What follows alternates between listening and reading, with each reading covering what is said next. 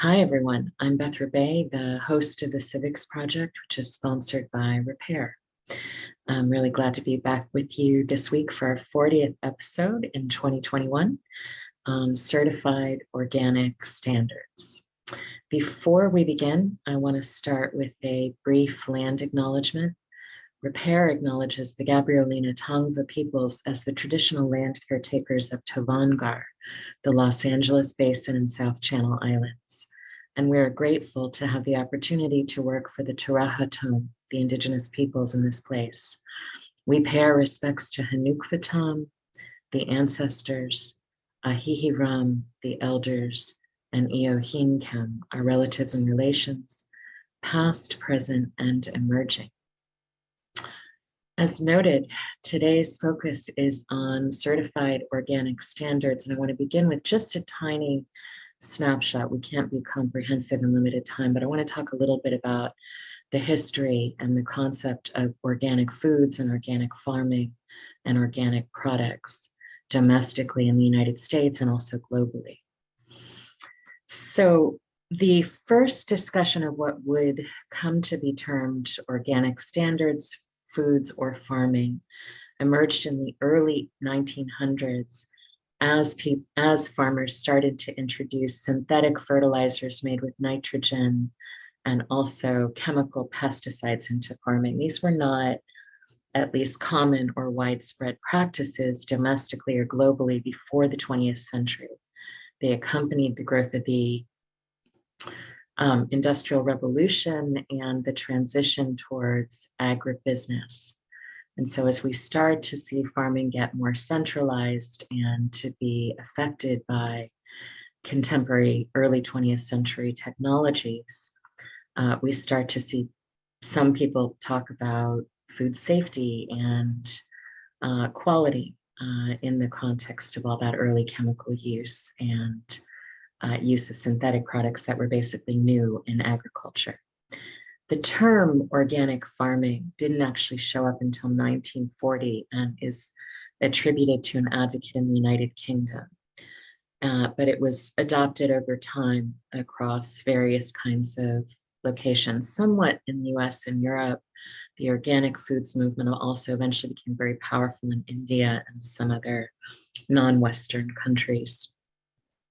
In the United States in the 1950s, the Rodale Press, and that's spelled R-O-D-A-L-E, Rodale Press, started to raise consciousness about organics and to promote organic gardening through publications at the time. So to try to sort of educate the public about the importance of organic standards, but there was nothing in policy in the United States or basically on any mass scale globally, meaning to my knowledge in the 1950s, no country had anything comparable to a national organic standard in the way that we think of it now. In 1962, Rachel Carson, who was recognized as a pretty prominent scientist at the time, published the book Silent Spring about the use of pesticides with a particular emphasis on a pesticide known as DDT, which has proven to be extremely harmful in the human body, including for pregnant and breastfeeding women. And so Silent Spring got people talking about the issue more in the United States, and the book had a global readership and impact as well, and helped to catalyze in 1972 the ban of DDT, one of the pesticides she emphasized most heavily in the United States. So 10 years after her book publication of Silent Spring. In 1972, we also saw the formation of the International Federation of Organic Agricultural Movements, or IFOAM. So that again was in 1972, almost 50 years ago now. And that became the sort of major entity between and across national borders to be pushing for organic food standards. And so then what we started to see was different nations respond to that pressure over time. And it's important to understand that the question of organic foods is very transnational, because by the 1970s and 80s, you were starting to see food imports and exports increasing. So again, it certainly was true before the Industrial Revolution that almost all the food that people ate was locally grown because transportation systems were simply not set up to promote food storage without spoilage, to transport it to other parts of the world, with the exception of certain products that are less perishable, like spices and teas and things like that, and some other non-perishable goods. But for the most part, it was simply most functional and cost effective to grow the food where people were going to eat it. And so as you start to see food be shipped around the world, this also means that food standards globally become an area of concern. So, what one nation does is going to have an impact on the bodies and the environment in other nations. In addition, we started to see agricultural products, including chemical pesticides, fertilizers, fungicides, and other sorts of products associated with food production, again, be produced and transported between national borders. So food standards stopped being a localized issue in the way that they might have been, let's say, 100 years before, or even 50 years before. In the European Union, the EU, after the formation of the International Federation of Organic Agricultural Movements, started to engage in more agricultural subsidy reform. So basically to say, if the state's going to be putting money into agricultural industries in a particular area, we want to be sure that it's safer. And so some aspects of what we now think about as organic standards were built into their food supply in that way. We didn't really see major headway in the United States, though, until 1990, so 18 years after the formation of the International Federation of Organic Agricultural Movements, and about 40 years after the Rodale Press had started promoting organics in the United States. So in 1990, the US Congress finally passed the Organic Foods Production Act of 1990. And for those who are interested in actually finding it, if you wanted to look it up, and it would show up in the US Department of Agriculture regulations under the citation CFR, right? Just basically meaning it's a federal rule. Title 7, Subtitle B, Chapter 1, Subchapter M. And then in Subchapter N, you'd have to look up the OFA provisions for Organic Foods Production Act, Part 205. And there you would see laid out what's called the National Organic Program. And that contains all the rules, which have sometimes been amended or updated over time since 1990, that govern organic food standards in the United States. So organic food standards are largely under the authority of the US Department of Agriculture, but there are times when the Environmental Protection Agency is called into play, particularly because they have a lot of authority over chemical pesticides, and sometimes Health and Human Services is also involved, and occasionally the Food and Drug Administration. For the most part, though, organic food standards are upheld under the US Department of Agriculture through an entity supervised by the USDA titled the National Organic Standards Board. So the National Organic Standards Board, which is enforcing the provisions of the Organic Foods Production Act of 1990, and any updated amendments since then. So in a nutshell, I'm going to overview what does that all actually mean? What are certified organic standards in the United States? So I'll go over 4 major components, though I want to disclaim first that this is not everything that's relevant or interesting in the Organic Foods Production Act of 1990. It's most of it, but it's not complete. And to really dive into every rule or procedure that goes into organic certification in the United States, you would have to actually dive into Title 7, Subtitle B, Chapter 1, Subchapter M, OFA provisions, Part 205, and read the latest detail. With that said, here are 4 major elements of organic standards in the United States. The first is compliance with what's called the national list in the legislation. So the national list refers to a list including chemical and non-chemical products. If a product is not a chemical and it's not on the list, then it's okay to use. If a product is not a chemical, it's a natural substance, and it is on the list, then it is not okay to use. So what I'm saying is if it's not a chemical, it's something that comes from nature, from plants, it's okay to use unless it shows up on the list. And an example of that is arsenic, which many of us know of as a poison, but it's not a chemical, it's plant derived. So arsenic is a natural substance, which is why you'll hear about it in older literature and mystery novel plots, arsenic being used as a poison before mainstream chemical poisons were invented or widely available. And so arsenic is plant derived, but it's on the national list telling farmers you can't use arsenic as a pesticide, which makes perfect sense because ingesting arsenic would be very dangerous to people eating crops that were grown with arsenic or animals that were fed with arsenic-laced food. So arsenic is an example of a natural product that cannot be used, but unless it shows up on the list, anything natural you can use. So you can use ladybugs and you can use salt and you can use all sorts of other, plant-based products to deal with pests or treat your food. The national list also contains a list of chemical pesticides or insecticides. And if it shows up on the list and it's a chemical, that means you are allowed to use it. If it does not show up on the list, everything else is banned for organic foods.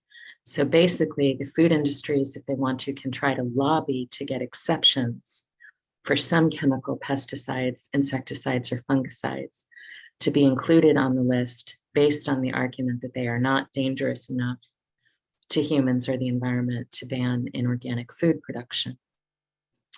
And so there's a short-ish list, which some agricultural lobbies are always trying to grow. They're trying to get more chemicals added to the safe enough list, basically.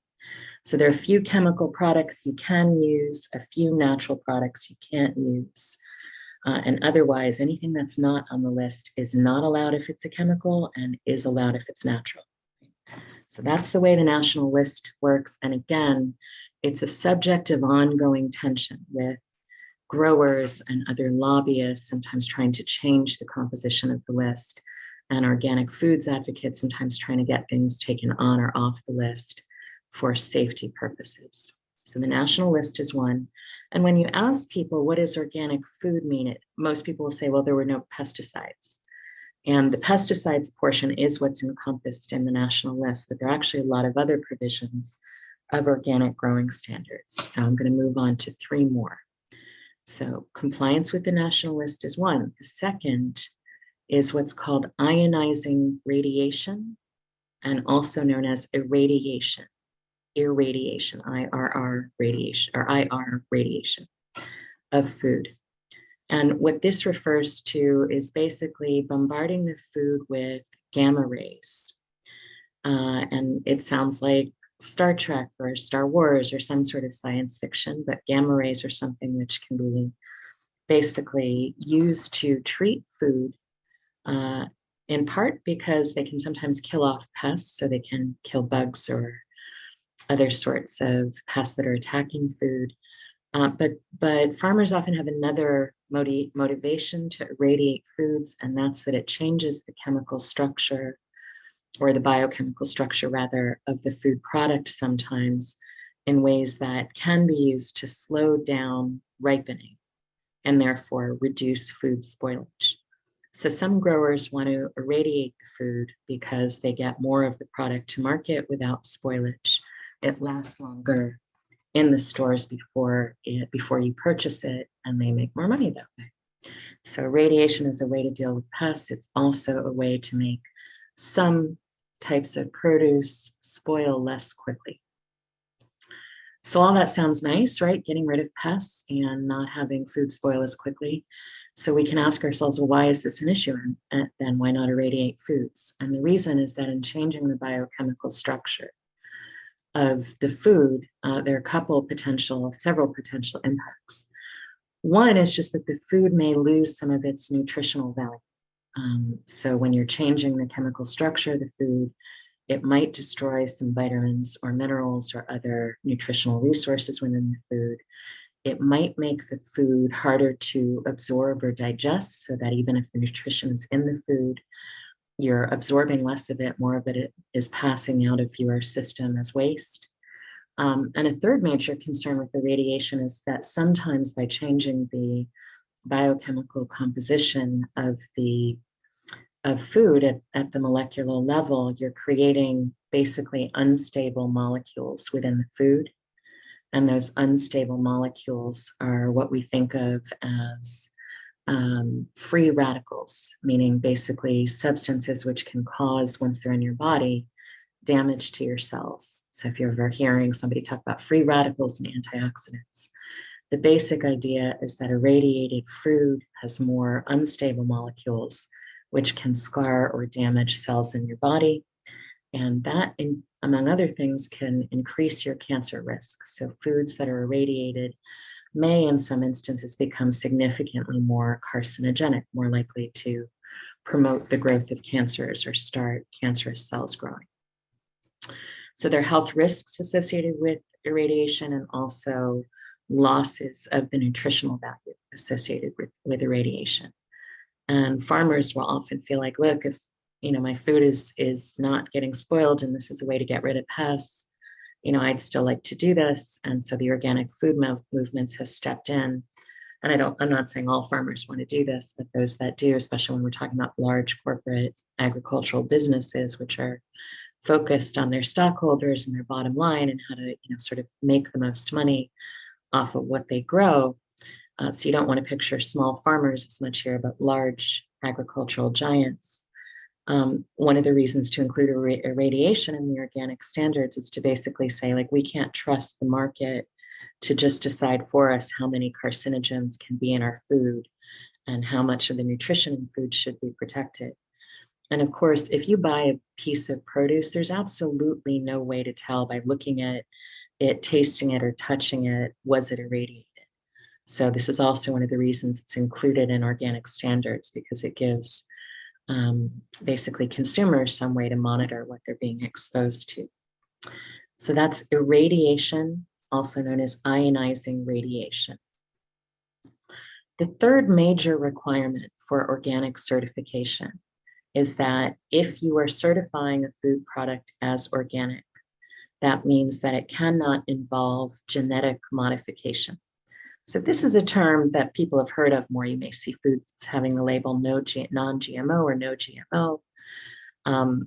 Europeans have, or some Europeans have coined the term Franken foods, as in Frankenstein, like food basically that was sort of stitched together haphazardly and in ways that don't quite work by science. So thinking about genetic modification, there can be different motivations that farmers have to genetically modify food. As an example, the first class I ever took at the age of 17 as a college student was a class on ecology and human intervention. I still remember learning at the time that there was watching a documentary in which we learned that farmers wanted to be able to, or really in this case, what we're talking about is massive agricultural companies that were growing, wanted to be able to shoot tomatoes down a chute into a truck at 50 miles an hour without the tomatoes getting flattened or bruised. So tomatoes at 50 miles an hour. And so they genetically modified the skin of the tomatoes to be much thicker and tougher so that it could basically survive being catapulted and hurled at 50 miles an hour into a truck bed. And so the reasons for genetic modification that you'll sometimes hear is like, oh, we're going to make the food prettier or bigger or sweeter or something. And sometimes those are the motivations, but a fair amount of time, the motivation is about some kind of practical or industrial purpose. Sometimes it's about making the food ripen more slowly. Sometimes it is about growing larger or sweeter or something else, or getting the seeds out. But the basic idea of genetic modification is that, somewhat like irradiation, you are changing the food at a molecular level.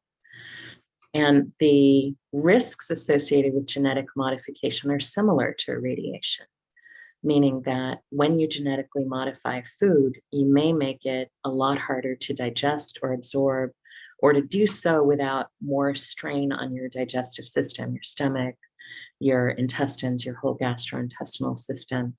And we can think about that when we think of those 50 mile an hour thick skinned tomatoes. How hard, if the skin is thickened to the point where it can not bruise while traveling at 50 miles an hour and hitting at that impact, right? If it can do that, how hard is that tomato skin going to be on our digestive system, right? So some of it is about, again, is the food complete? Is it too hard to digest?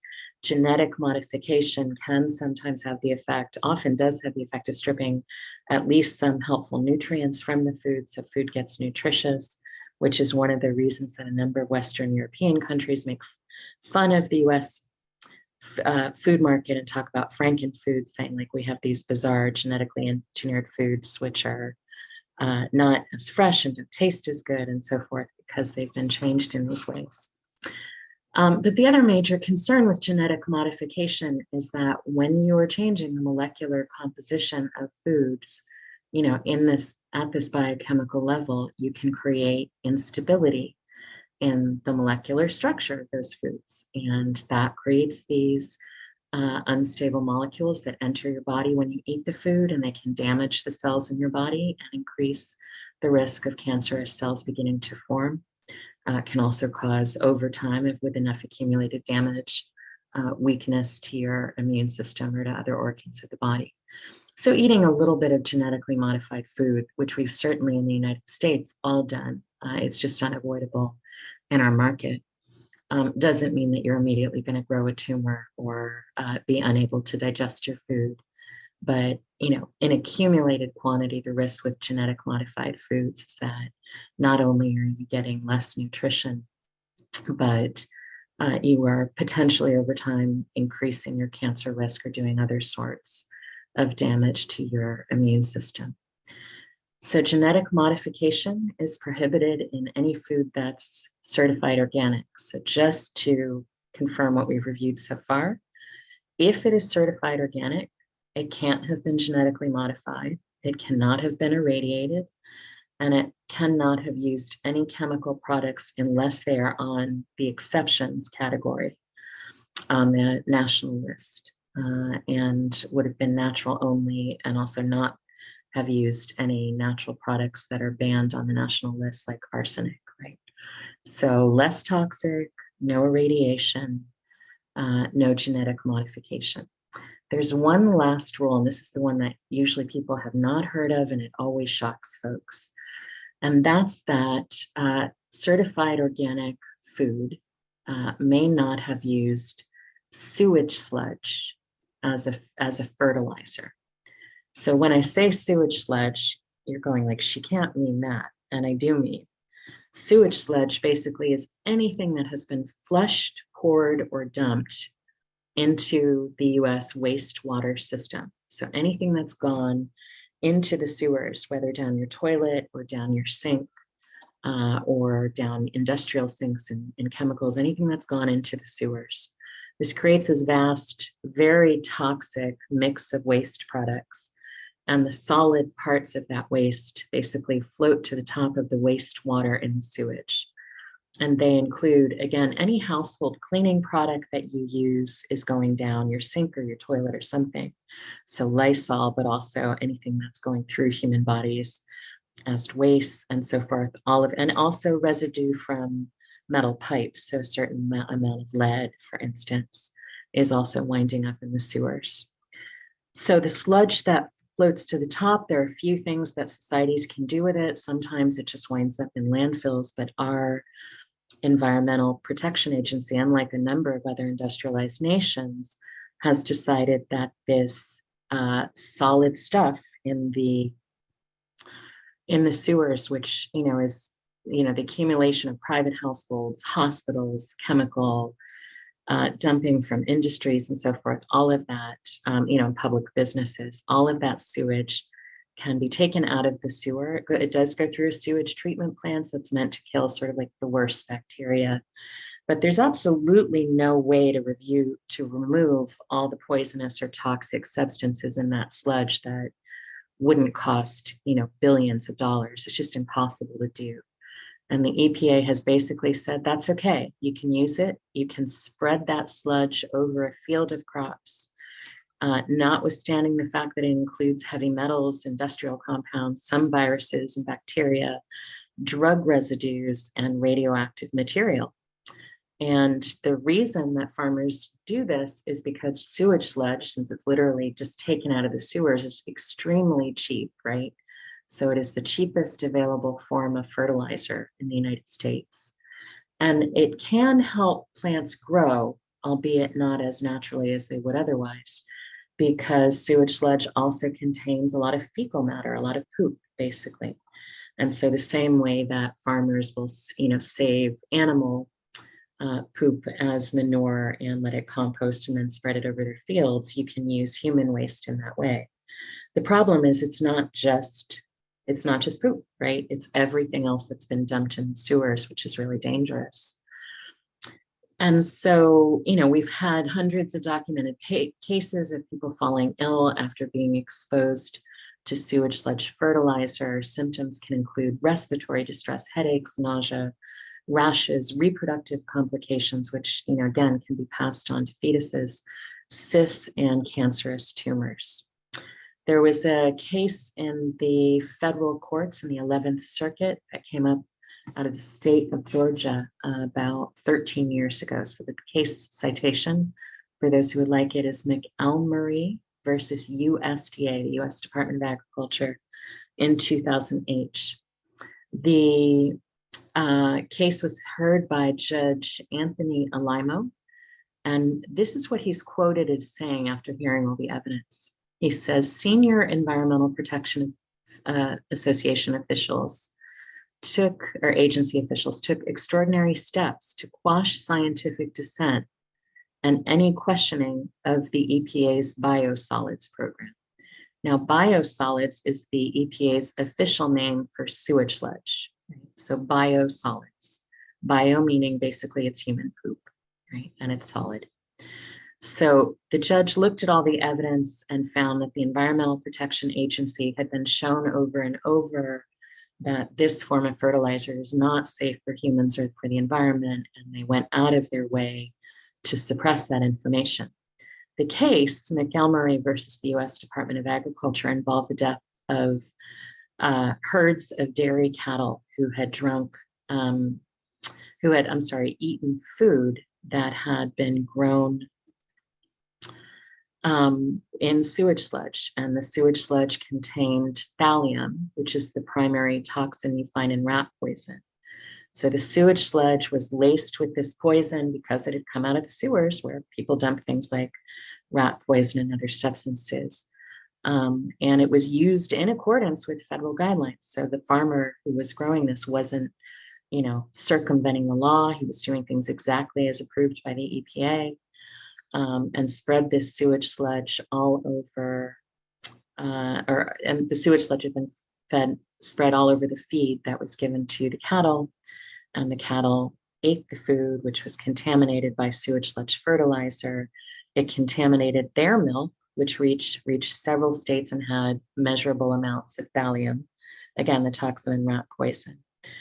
The city of Augusta, Georgia, had spread the sludge on the McElmurray farm over an 11-year period, and the court found that the land had become too contaminated to be safe for growing any crops. Right? So basically, both the city, which was following EPA guidelines, and the EPA were implicated in this suit, which again killed off these herds of cattle and also resulted in the distribution of poisonous milk across states out of Georgia.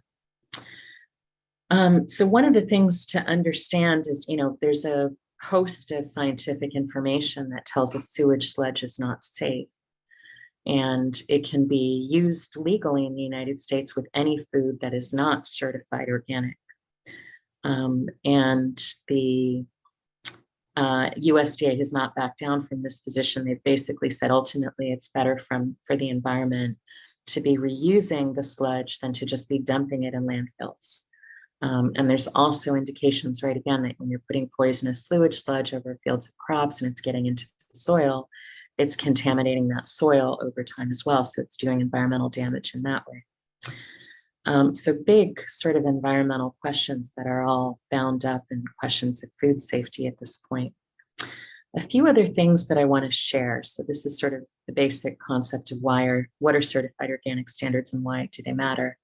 I want to mention our US Food and Drug Administration doesn't have any organic standards for cosmetics. So you could buy a cosmetic product and it would say that it was made with organic components, but there's no regulation of organics in cosmetics or other sorts of products that are not food for the most part in the United States. You could, right? The United States could choose to do this. Europe has a system called COSMOS, which stands for Cosmetic, Organic, and Natural Standard, which they maintain to, sort of have safety standards for cosmetics and body products like shampoos. And the UFDA also has no organics for regulating medical or pharmaceutical products, even when they're made with, basically natural ingredients. So our organic standards policy is basically limited to food in the United States. And that's just useful for people to know. The other major issues I want to address, and then I'll close with a list of questions that people commonly have about this and some areas for future reforms. So one of the things I want to talk about is the COVID-19 pandemic. There are a number of existing scientific studies that have linked the likelihood of pandemic breakouts, such as the SARS pandemic earlier, the SARS breakout earlier, and now our COVID-19 pandemic, to what are called intensive agricultural practices. So intensive agricultural practices are meant to produce a lot of food cheaply and efficiently, and they tend to rely heavily on pesticide and chemical product use. And one of the consequences of intensive agriculture is that that basically we see that using those products, particularly for the farm workers, will lower their disease resistance. So the continued chemical exposure for those working with crops lowers their disease resistance. One of the things that our existing data is telling us, there's a new study that was completed by Dr. Jason Rohr and a number of his colleagues, basically doing a meta-analysis of the existing research. And they found that since 1940, intensive agriculture has been associated with more than a quarter of all infectious diseases that emerged in humans, and more than half of all infectious diseases that leaped from animals to humans. And the study tells us that those percentages are likely to increase as more land of the world is converted to farming, to agricultural use, which with the global population increasing appears likely to happen.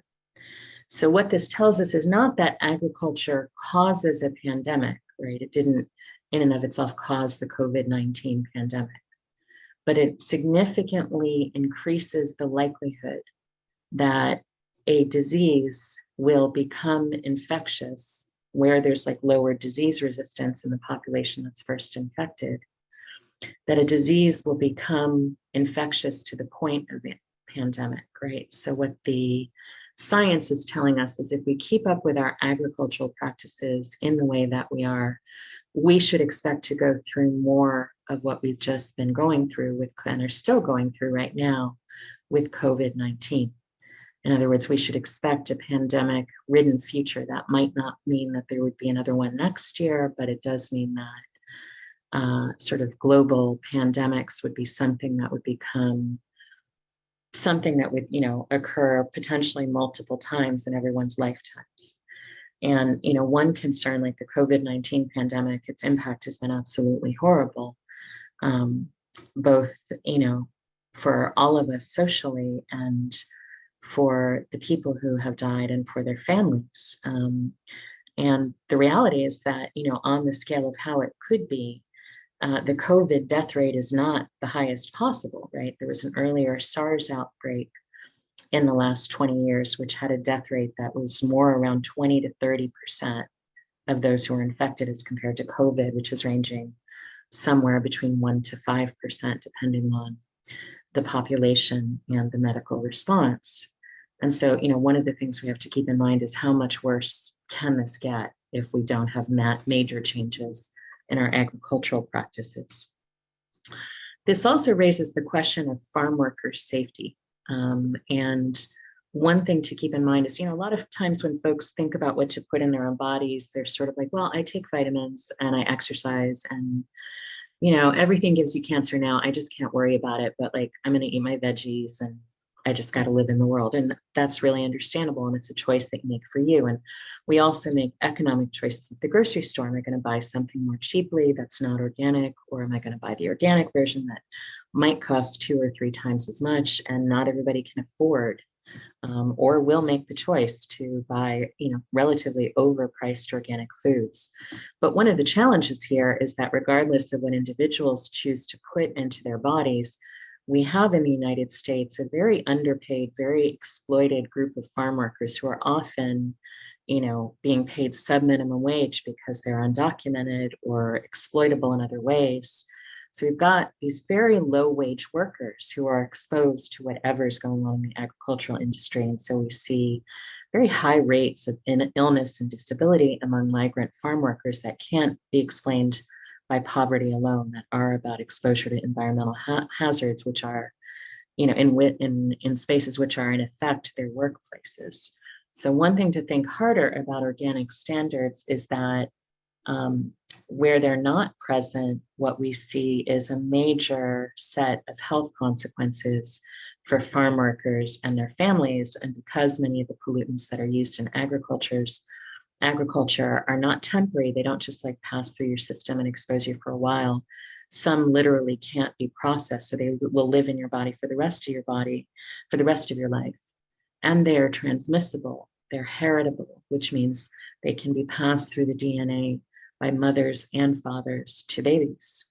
So thinking about this in terms of just, kind of a human and civil rights perspective, dignity and safety and health for workers, especially those who are, feeding us all, I think is a very important consideration. So I want to move on. I mentioned that I'm going to just engage some frequently discussed questions.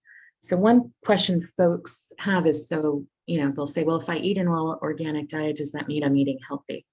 Not necessarily, right? Lots of foods are organic and they're total junk food, right? You can eat very greasy French fries and it can be made with all organic products. You can eat lots and lots of organic chocolate and ice cream, right? So the question of when is food healthy is a complex one that has to do with the composition of the food and what your body individually needs and responds best to, and to quantity and to balance, and a whole set of things that are not just about growing standards or production standards.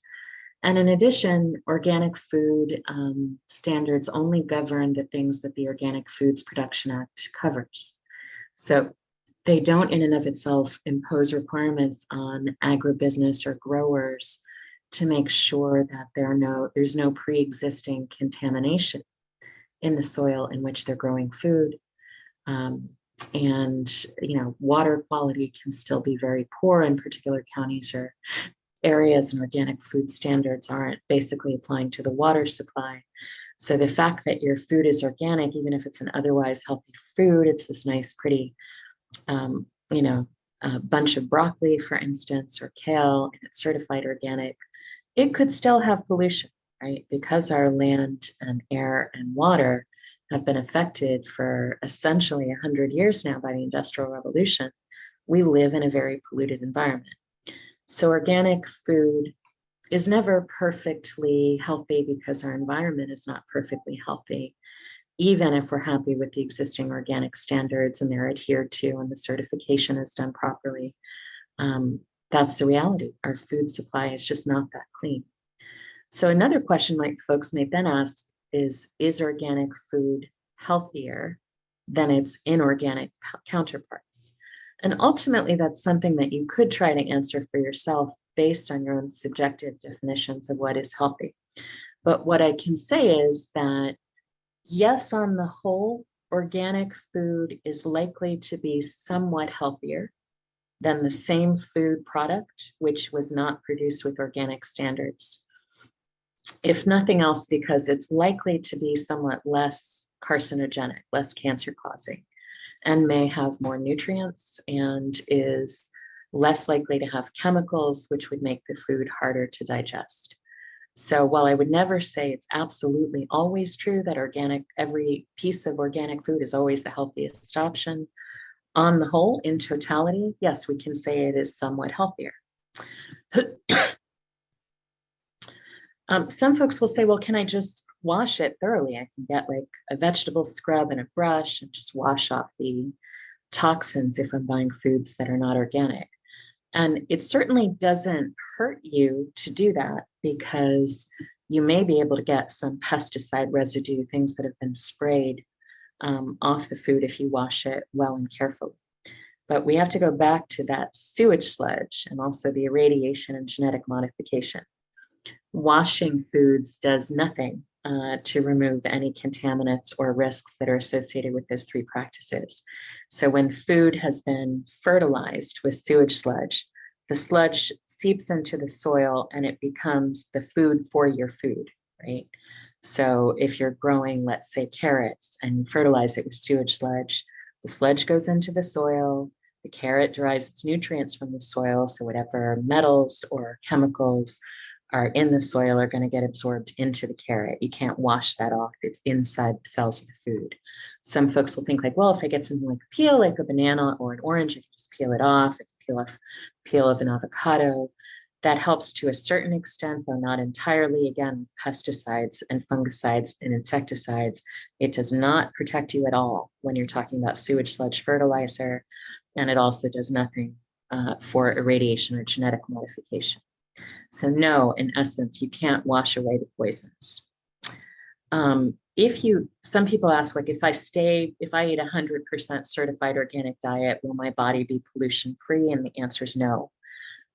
So organic food consumption does not perfectly protect you from pollution, because it's in the water supply and in the air, and because organic food is not perfectly clean, because organic food is still grown in the soil and with our water supply and is interacting with our air. What organic food standards do is basically prevent the farmers from adding a lot more pollutants, contaminants, and risks in the agricultural or husbandry, that, sort of livestock process, turning animals or plants into food. There are things that the farmers can't do to add to the pollution that's already in the environment. But organic food standards don't undo any of that damage. So all of our bodies are already very polluted. That's hard, but that's the truth. And most of the decisions that caused that pollution to enter our bodies were made before we were born. Some of them were made after we were born. Very few of them have been made by us individually. If folks start feeling like guilty, like, oh, I've eaten so much junk food, that's between you and your nutritionist. But even if you had been eating a certified organic diet all of your life, you would still have a significant level of unsafe pollutants in your body, because our environment is already contaminated. So that's hard. That doesn't mean the choice to eat organic food when it's available to you doesn't matter, right? Adding more pollution on top of what's already there is never a great idea. But it does mean that we should understand. I think some folks have the idea that as long as you eat organic, you'll be perfectly healthy, your body will be perfectly healthy and clean, and the organic food is perfectly healthy and clean. And that's not the reality. Another question folks ask is sort of, what's the evidence? Is there really a link between eating organic and getting diseases such as cancer? So this is how I would answer that question carefully. I'd say, yeah, there's evidence. The evidence is complicated, and like many things, we always need more data. So what does the evidence tell us? They tell us that a lot of the carcinogens that are present in inorganic food are linked to cancer and associated with higher rates of cancer. So people who are consuming more cancer-causing elements in their food are also sometimes showing up with higher rates of associated cancers. The data on do people who eat all organic get cancer less is mixed. So there is some, and it does indicate that there's a correlation between eating an organic diet and associating and lowering your cancer risk. But a lot of the data is not large enough yet, so it's suggestive, but it doesn't necessarily prove the link. So what I would say is there's a body of science that leans in the direction mostly of establishing that eating organic can keep you healthier, but that is not developed or substantial or consistent enough yet to indisputably prove it in all cases to everybody. And the data is also different for, the association between food consumption and different forms of cancer, right? So for instance, there's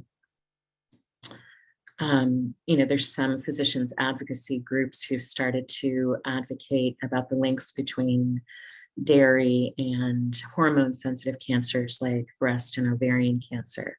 And some of that is about some substances that are actually naturally in dairy, even if it's produced organically. But some of the linkages between hormone sensitive cancers and dairy are also about the fact that cattle are often with inorganic food standards being given fertility drugs and antibiotics and basically, products that are meant to keep cows lactating, to keep them producing milk and having calves, which are then separated from the mother so that they can keep milking them. So all of that also, is certainly linked to some health risks for humans who then consume dairy products. One other question folks have, has to do with agricultural subsidies. Like, why are organic foods more expensive? Are organic foods not subsidized by the government? Like, we know we have dairy subsidies and other kinds of farm subsidies, grain subsidies in the United States. So our government does subsidize farmers in times when they might not be able to make a living basically on their own, just growing the product while also keeping the costs affordable for everybody. And no, there are basically no specific subsidies set up to support organic farming. So, and most of the vast majority of agricultural subsidies in the United States that come out of our tax dollars are going to inorganic, non-organic food production. The other answer to the question of why are organic foods so much more expensive? So one thing we know is that it's sort of a problem of the market. So if right now organic food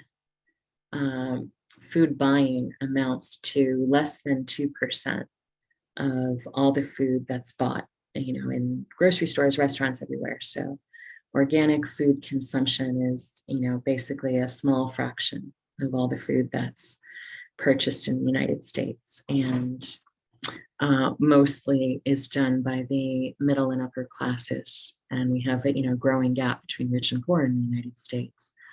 So that just means that often, a thoroughly organic diet is relatively out of reach for many people. So one of the things we know is that you make profit in part in volume. If you're producing a smaller amount of something, your prices tend to be higher, meaning if, let's say, 50% of the US public were committing to buy organic foods, you'd start to see the prices come down because they would be more mainstream. It might go up temporarily as the demand outpaced the supply, but as you saw more farmers transition from inorganic to organic production to meet the public demand, you'd see those prices ultimately decrease and then just start to look like the prices for everything else. With all other things being equal, it doesn't have to be more expensive to produce food organically than inorganically. In fact, one of the things that we've seen in India is that farmers which went through the transition back from inorganic farm, to organic farming ultimately said, like, I'm making so much more money because the quality of the food is better and I have to do so much less work to kind of decontaminate my soil so that I can grow the next year. And so it's actually less expensive than, when I was using all these products that were being marketed to me as the cutting edge in farming, these genetically modified seeds and pesticides and fertilizer were ultimately proving more expensive. And consumers tend to like the taste and quality of organic food better. And that also, creates a positive relationship between growers and the middlemen or middle industries that are delivering direct to consumers, or sometimes directly from the farmer to the consumer when you're talking about farmers markets or other public markets. So, one of the things that we see is that ultimately organic food production tends to be either equally or more cost effective, but not at first. You really have to change the way that things are being done at a mass scale and over time to see those benefits. So right now we're sort of in a loop where more people don't buy organic because it's too expensive, but to get the prices down, you have to get more people to buy. And a way out of that would be to do what Europe did and sort of start to practice subsidy reform to say the United States government should invest in making organic food accessible for everybody. And that way the costs will come down and people will get used to it, and then that market will regulate itself. So the last question I wanted to review is sort of what changes in policy would be helpful. And I've just mentioned one, which is subsidy reform. I would be very in favor of having less public money going into inorganic food production and more of my tax dollars supporting the production of healthier food. But we also need to see just a major investment in environmental protection across the board, including water quality. So one of the things we know is our organic food is still not clean enough. Another question folks raise is, in some European countries, whether food is certified organic or not, some things are illegal, right? Many countries don't allow the use of sewage sludge or biosolids as fertilizer on food, and the United States does. And I would be very in favor, and I think it's really needed to have some reform in that area to say no more sewage sludge on our foods. We're going to have to find different environmental approaches to managing waste. And we know that this can make people and livestock and our environment more polluted, and all of that's really dangerous. So a lot of folks are sort of like, how do we make the organics standards perfect, and how do we make organics affordable? And what I would say is, one thing we can do is just start to push mainstream food standards more in the direction of better environmental protection and food safety. And on top of one of the things at the top of that list would be to ban sewage sludge and some of the particularly toxic and unsafe pesticides and insecticides and fungicides that we still know to be legal in the United States for the 98+% of food that is not certified organic. So better environmental protection across the board would also be a big help, and we need a lot of public education so that people understand what are we eating and why does it matter, and why do these practices matter to prevent another COVID-19 and to keep our kids safe and to, have some justice and safety for farm workers in the United States. So my book recommendation for today is an old one, and I mentioned it earlier in today's lecture, and it's Rachel Carson's Silent Spring. Though some of the context of that book is no longer contemporary, it's really important background reading and history to kind of understand what prompted the harder push for environmental regulation and ultimately organic food standards in the United States, to know where we came from. And of course, the problems that Carson was writing about in 1962 have not been resolved in our environment. Even though DDT was banned, it is still present in our physical environment. We're still getting some exposure to it. And many of us still have traces of it in our body because it is long lasting. So we can learn more about, again, the sort of history and origins through that text. Thank you, everybody who joined us live today. Thank you, everybody who's listening remotely. Please come rejoin us next week for episode 41 standardized testing. And I appreciate you all. Take care.